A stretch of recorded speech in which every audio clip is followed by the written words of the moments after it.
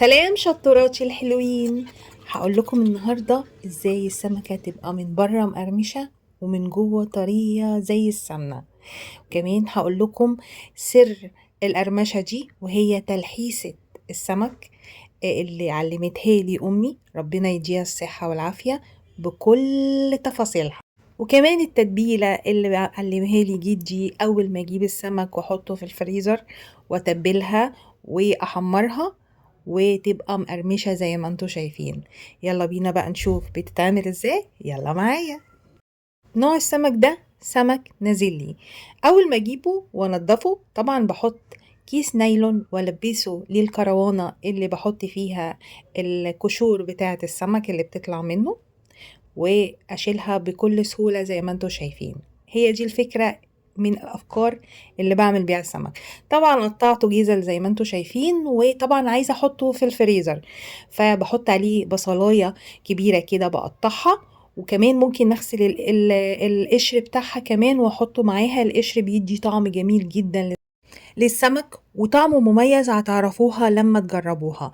بحطه في الفريزر، طبعا بكيسه واحطه في الفريزر. ده بقى لو عايزاه يتحط في الفريزر. الطريقة دي بتدي طعم جميل جدا للسمك، علمها لي جدي. قلت لكم قبل كده ان جدي سماك وبيفهم في السمك، فهو اللي قال لامي وامي علمتني الطريقه دي. دايما لما افرزه احط عليه بصله، ويا ريت بقى لو تدعكيها بالملح والفلفل وتحطيها كمان على السمك وتحطيها في الفريزر، بتدي طعم جميل جدا للسمك.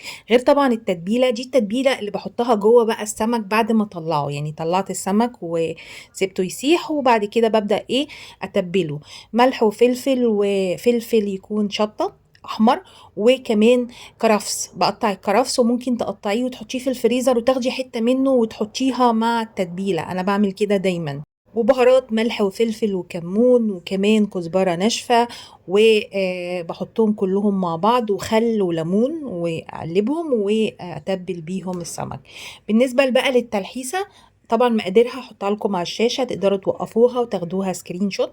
كوباية دقيق، وتقدري تضعفي الكمية، ومعلقتين نشا، وكمان البهارات نص معلقة كاري ورشة كركم وكمون وكزبرة وفلفل اسود وملح. وبعد كده بحط عليها مية مثلجة، ولو عايزة تحطي مكعبات تلج حطي، لازم تكون ساقعة جدا.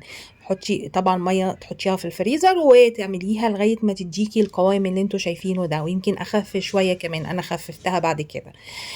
دي طريقة التلحيسة بتاعة السمك.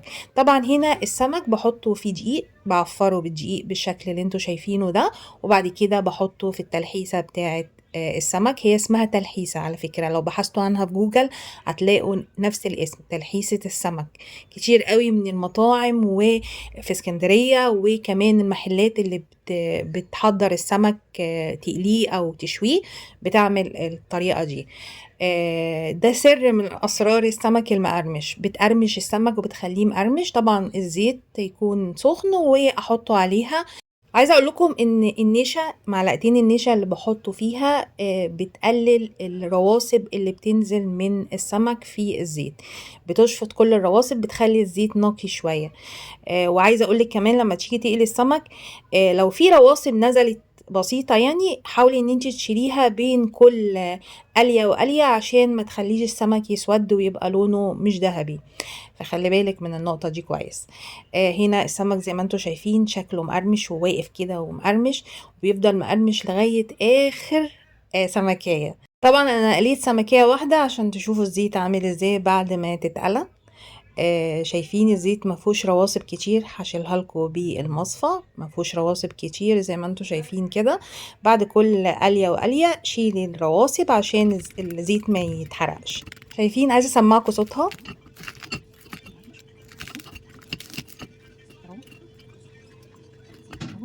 مقرمشة من بره وطرية ولذيذة من جوه، كمان بيضة. شايفين بياضها من جوه عامل ازاي؟ جربوها وقولوا لي رأيكم في التعليقات لما تجربوها وتعجبكم. ويا ريت بقى لايك ومشاركة مع أصحابكم عشان يستفيدوا.